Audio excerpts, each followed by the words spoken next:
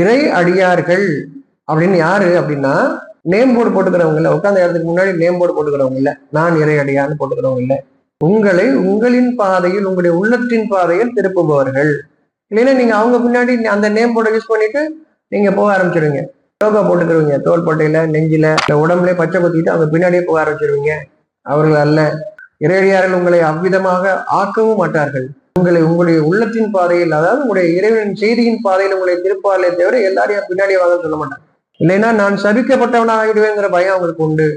என்ன அறிவிக்கின்றான், அடியாரே நான் உங்களுக்கு ஒன்று தெளிவுபடுத்தியிருக்கின்றேன், அதை அவ்விதமே கொடுத்து விடும் என்றால் நீர் அந்த செய்தியை சொல்பவர்களாக ஆக மாட்டீர்கள்.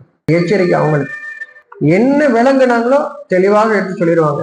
அந்த தெளிவு உங்களுடைய இறைவன் பாதையில், அதாவது உள்ளட்சம் உங்களுக்கு ஏற்படும். இறைவன் பக்கம் திரும்பி இருக்குன்னு அர்த்தம். புரியுதா? இறைவன் பக்கம் திரும்பினா என்னன்னு, உங்களுக்கு உள்ளட்சம் ஏற்படும். உங்களை கண்காணிக்கக்கூடிய ஒரு அமைப்பு உங்களுக்குள்ளே இருக்குது. அதற்கு நீங்கள் பயப்படுவீர்கள், இறைவனுக்கு பயப்படுவீர்கள். செல்ஃப் பில்டு மெக்கானிசம் சொல்றீங்களா? அதெல்லாம் எங்கிருந்து வருது? அந்த ஐடியா எங்கிருந்து வருது நினைக்கிறீங்க? உங்களை கண்காணிக்கக்கூடிய ஒன்று உங்களுக்குள்ளே இருக்கு, வெளியெல்லாம் இல்லை. நீங்க கேமரா வச்சுட்டு அதை பார்த்து பயப்படுறீங்க, ஐயோ கேமரால எவ்வளவு பார்த்துட்டேன். உங்களை எப்பயுமே பார்த்துக்கூடிய ஒரு அமைப்பு உள்ள இருக்கு, அதுக்கு நீங்க பயப்படுவீங்க. இறைவனுக்கு நீங்கள் பயப்படுகிறீங்களா? அப்ப செய்தி நீங்கள் கேட்கும் போது என்னை யாருமே பார்க்கல இல்ல இருந்தாலும் நீங்க பயப்படுவீங்க. தவறு செய்வதற்கு நீங்கள் பயப்படுவீர்கள், இறைவனுக்கு பயப்படுகிறீங்களா? இறைவன் உங்களை தேர்ந்தெடுக்கும் போது, தலைவனாக ஆக்கும் பொழுது நீங்கள் பணிவுடையவர்களாக, சராசரியான ஒரு சாதாரண மனிதர்களாகத்தான் உங்களை நினைப்பீங்க. ஆனால் உங்களுக்குள் நீங்கள் தேர்ந்தெடுத்தால் நீங்கள் அவர்களை அதிகாரம் செய்வதாக மாறிவிடுவீர்கள். இறைவன் தேர்ந்தெடுத்தால் மற்றவர்கள் அவர்களுக்கு உதவி செய்வார். நீங்கள் தேர்ந்தெடுத்தால் அவர் ஆர்டரே பண்ணுவார்.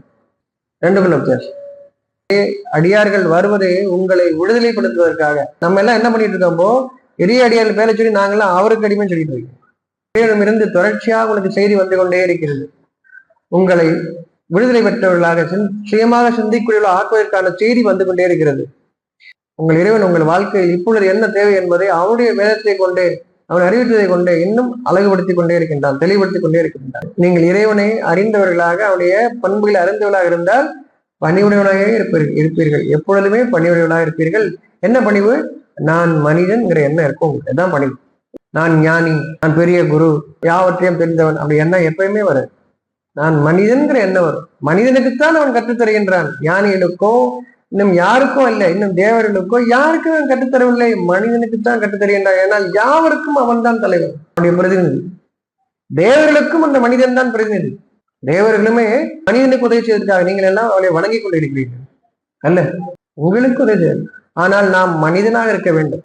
அவன் நம்மை உயர்த்தி கொண்டே இருக்கின்றான், எல்லையில்லாத உயர்வு கொடுத்து கொண்டே இருக்கின்றான். நீங்கள் அதை ஏற்போடா இருக்கிறீர்களா?